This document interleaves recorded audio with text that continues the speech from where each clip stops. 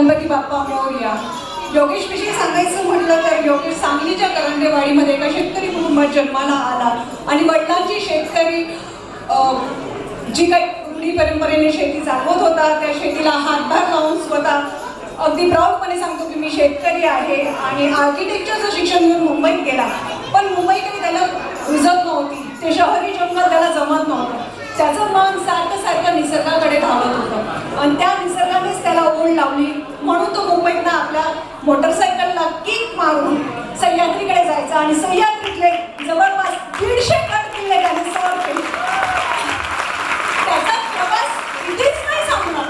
मग त्याने ठरवलं मी माझा अख्खा महाराष्ट्र पाहिला, आता मला माझी पूर्ण भारत भूमी माझ्या या 2 व्हीलरच्या 2 चाकांच्या खाली घ्यायची. त्याने सर पूर्ण भारत स्वतःच्या मोटरसायकलवरनं म्हणजे गुजरात पासून तर मेघालय 7 सिस्टर्स तसेच खाली रामेश्वरम पासून तर हिमालयाची उंची त्याने गाठली.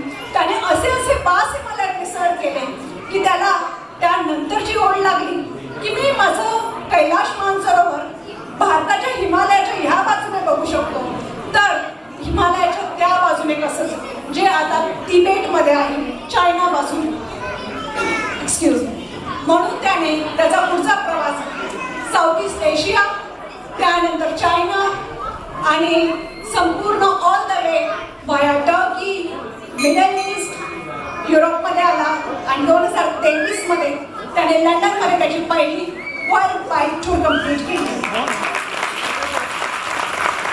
बरं तो तिथेच नाही थांबला बरं का, तो जगातला पहिला असा भारतीय झाला जो लंडनवरनं पुन्हा 30 त्याची रॉयल एनफील्ड मोटरसायकल घेऊन पुन्हा महाराष्ट्रात मुंबईला गेला.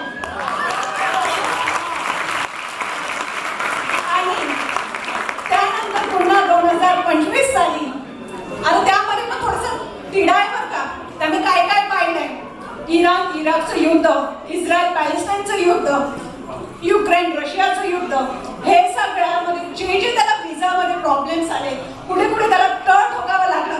तो आपल्या छत्रपती शिवाजी महाराजांचा खरा खरा मावळा आहे. आणि म्हणूनच तो या वर्षी 2025 साली पुन्हा मुंबईवरनं नेपाळ मार्गे निघून वाया सिल्क रूट चायना तिबेट करून कैलाश मानसरोवरचं दूरवरून दर्शन घेऊन रशिया युक्रेन मार्गे आपल्याकडे आलेला आहे. स्कॅन्डिनेव्हियन कंट्रीज मधून म्हणजे नॉर्वे फिनलँड करून पुन्हा युरोप जाऊन पुन्हा लंडनमध्ये त्याच्या मोटरसायकलवर आलाय. परंतु तो आपल्या मँचेस्टरमध्ये आला, तो खरा खरा हिरो आहे, त्याने एकट्याने हे सगळं केलं. पण तो हिरोच काय त्याच्यासोबत ट्रॅजेडी होणार नाही. तर आपल्या योगेश सोबत एक छोटीशी ट्रॅजेडी 2 दिवसापूर्वी झाली.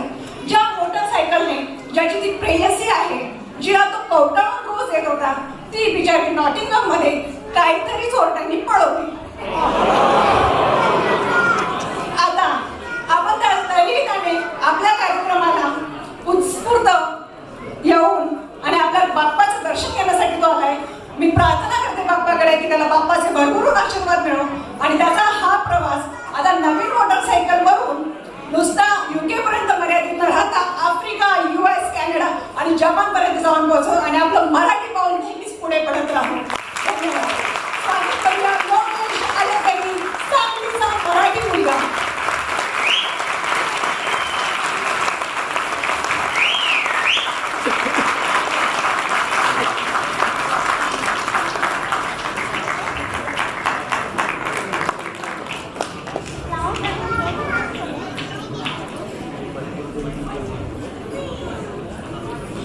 सगळ्यांनी टाळ्या वाजवून स्वागत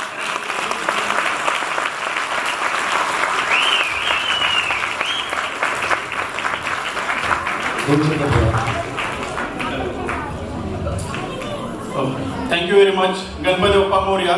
छत्रपती शिवाजी महाराज की जय.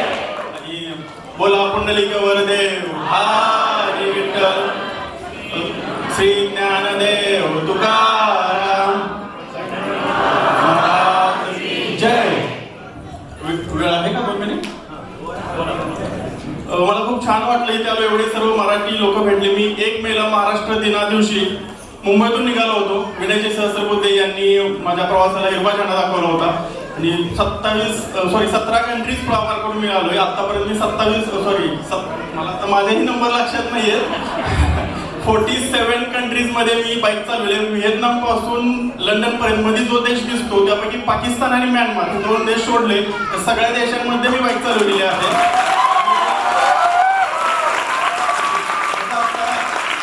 दर्शनाने सांगितल्याप्रमाणे मागच्या प्रवासामध्ये अचानक इस्रायल आणि इराणचं युद्ध सुरू झाल्यामुळे मी इस्तानबुलमध्ये अडकून पडलो होतो काही दिवसासाठी.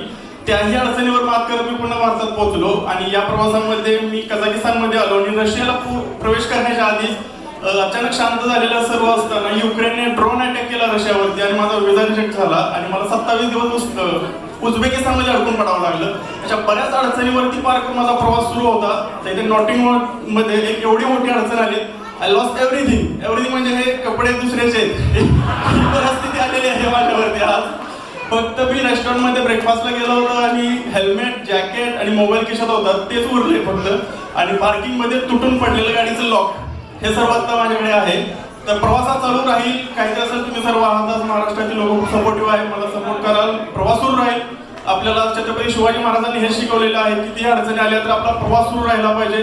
कारण आपण फक्त यासाठी प्रवास करण्यासाठीच या इथे आलेलो आहे. कोणाचा जीवनाचा असतो, कोणाचा प्रवास प्रत्येक विषयाचा असतो.